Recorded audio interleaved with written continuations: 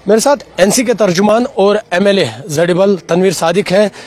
तनवीर साहब, बड़गाम में आप आए हैं। बड़गाम का जो नॉमिनेशन था आखिरी मौके पर एनसी ने उसे अनाउंस किया है, आपका पहले रिएक्शन जानिए। आखिरी मौका नहीं, नेशनल कॉन्फ्रेंस का एक तरीका होता है, अपनी जो नज़्म होता है, तरीका होता है, किस तरीके से कैंडिडेट चुनते हैं। और बाकी क्योंकि हमारी पार्टी के ब्लॉक प्रेसिडेंट्स, हल्का प्रेसिडेंट, इन सब से पूछा जाता है। और ऐसा नहीं है, अगर आपने देखा होगा बहुत सारे कैंडिडेट्स, मतलब 90% कैंडिडेट्स ने आज नॉमिनेशन भरा और उसी तरह नेशनल कॉन्फ्रेंस ने भी आज अपना कैंडिडेचर बढ़ा।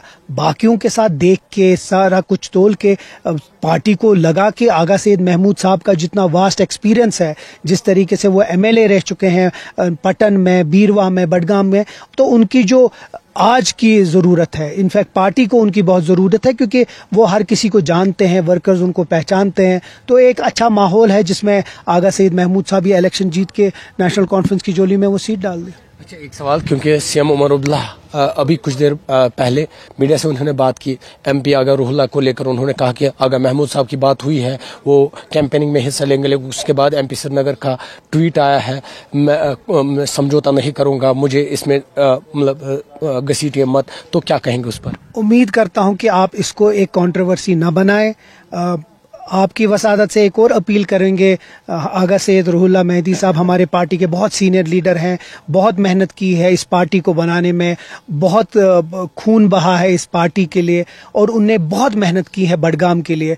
तो फिर से आपकी वसादत से एक अपील करूंगा कि वो रिकंसिडर करें अपना डिसीजन।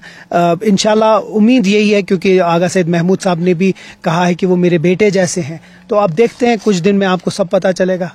एक सवाल, आखिर रिजर्वेशन को लेकर जो मांग कर रहे थे, स्टूडेंट्स भी बोल रहे थे पब्लिकाइज करने की जरूरत नहीं है, अगर आगा सैयद रुहुल्ला को ही इन्फॉर्म किया जाता तो वही काफी है। कुछ चीजें हैं जो कैबिनेट की होती हैं, वो लीगली बाहर चीजें नहीं जा सकती हैं, कुछ जो लीगल टर्म्स हैं, क्योंकि उसके बाद फिर उसकी इफादियत खत्म हो जाएगी।